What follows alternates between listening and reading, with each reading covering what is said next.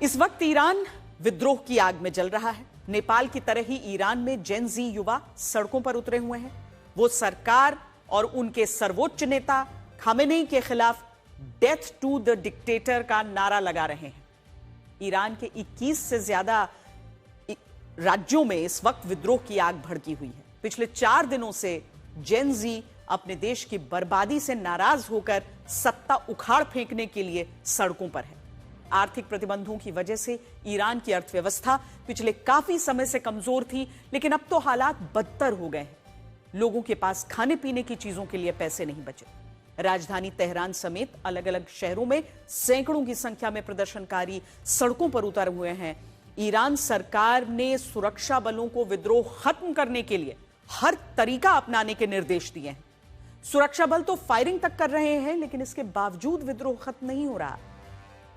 इस विद्रोह की सबसे बड़ी वजह ईरान की महंगाई और डॉलर के मुकाबले रियाल की गिरती कीमत है।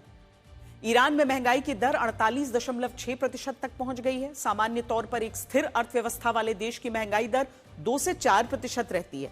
अगर उससे ज्यादा महंगाई दर हो तो यह माना जाता है कि जरूरी सामान खरीदना वहां आम लोगों के बस से बाहर हो चुका है। सिर्फ यही नहीं, ईरान में खाने पीने की चीजें खरीदना भी मुश्किल हो गया है। ईरान में खाद्य महंगाई दर 72% तक पहुंच गई है। आपको बता दें कि स्थिर अर्थव्यवस्था वाले देश में खाद्य महंगाई दर 1 से 3% सालाना तक ही होती है। इससे ज्यादा हो तो माना जाता है कि उस देश के लोग खाने पीने का सामान मुश्किल से खरीद पा रहे हैं। इससे आप अंदाजा लगा सकते हैं कि ईरान के हालात कितने खराब हैं और वहां के जेन जी अपने ही सरकार और सर्वोच्च नेता के खिलाफ डेथ टू द डिक्टेटर का नारा क्यों लगा रहे हैं।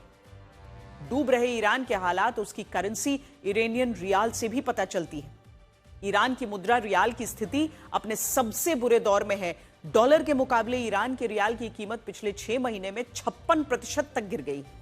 आज खुले बाजार में $1 के मुकाबले उसकी कीमत 14,20,000 इरानियन रियाल तक पहुंच गई है। इसका सीधा सा अर्थ यह है कि ईरान के लिए अब सामान आयात करना लगभग नामुमकिन होता जा रहा है। आयात होने वाले जरूरी सामान जैसे दवाइयां, खाने पीने की चीजें, इलेक्ट्रॉनिक्स बहुत मुश्किल से आ रही हैं और जो आ चुकी हैं वो इतनी महंगी हैं कि लोग उसे खरीद ही नहीं पा रहे। ईरान में गरीबी भी बहुत तेजी से बढ़ी है।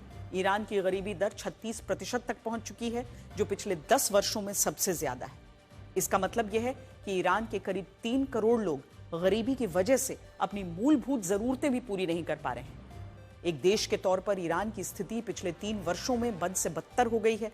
2023 में ईरान की जीडीपी की विकास दर 5.3% थी, जो 2024 में 3.7% हो गई।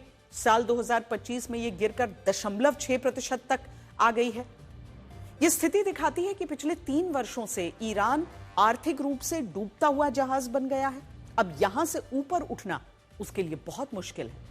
गिरती हुई जीडीपी विकास दर बताती है कि ईरान में आर्थिक मंदी है, बेरोजगारी है, लोगों की खरीद शक्ति कम हो गई है, सरकार की आय कम हो गई है, विदेशी निवेशकों का भरोसा ईरान से खत्म होता जा रहा है।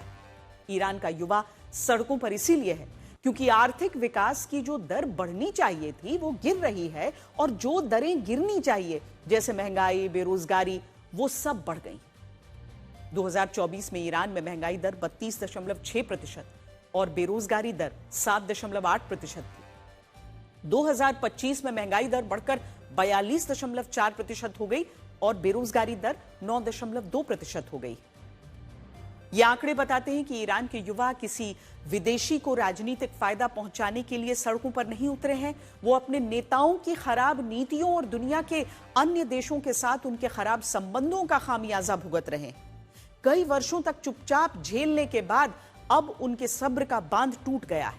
अब ईरान के जेन जी युवाओं को यह स्थिति बदलनी है। उनका मानना है कि जब तक सत्ता का परिवर्तन नहीं होगा, जब तक सर्वोच्च नेता खामेनेई और राष्ट्रपति पेज़ेश्कियान को हटाया नहीं जाएगा, तब तक ईरान के हालात नहीं सुधरेंगे।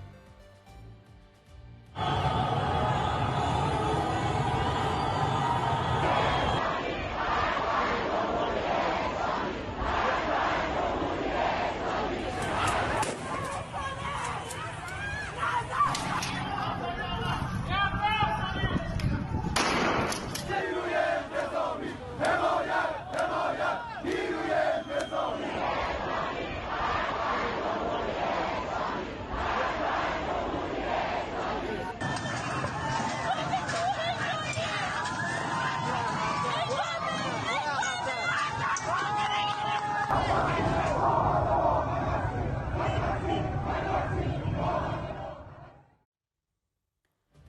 ईरान की सरकार अपने देश के युवाओं का गुस्सा समझ नहीं पा रही। वो अभी भी यह मानकर चल रही है कि उनके देश के युवा किसी अन्य देश या व्यक्ति के बहकावे में आकर आंदोलन में कूद पड़े। ईरान सरकार जेनजी युवाओं के इस विद्रोह को अमेरिका की साजिश मान रही है। ईरान के राष्ट्रपति इस विद्रोह को दुश्मन की साजिश के तौर पर देख रहे हैं। उनका मानना है कि ईरान एक युद्ध लड़ रहा है और दुश्मन देश अब उनको आर्थिक दबाव के जरिए हराने की कोशिश कर रहे हैं। साल 2022 के बाद यह पहली बार है जब ईरान की सरकार और उनके सर्वोच्च नेता खामेनेई के खिलाफ देशव्यापी आंदोलन हो रहा है। साल 2022 में ईरान की जबरन हिजाब वाली नीति, मॉरल पुलिसिंग की वजह से एक बड़ा आंदोलन हुआ था। इस आंदोलन की शुरुआत महसा अमीनी नाम की एक महिला की मौत से हुई थी। दरअसल जबरन हिजाब पहनाने के लिए महसा अमीनी को ईरान की मोरालिटी पुलिस ने गिरफ्तार कर लिया था और उसके बाद डिटेंशन सेंटर में इतना मारा गया उसे कि वहीं उसकी मौत हो गई थी। महसा अमीनी की मौत ने देश भर की महिलाओं को भड़का दिया था। ईरान के सर्वोच्च नेता खामेनेई के खिलाफ देशव्यापी आंदोलन शुरू हो गए थे। महिलाओं ने अपने बाल काट काट कर और हिजाब जलाकर विरोध प्रदर्शन किए थे। इस आंदोलन को दबाने के लिए ईरान में 500 से ज्यादा लोग मार दिए गए थे। ईरान सरकार ने 2022 के उस आंदोलन को बंदूकों के दम पर दबा दिया था, लेकिन जेनजी युवाओं के इस आंदोलन को दबाना फिलहाल उसके लिए मुश्किल हो रहा है।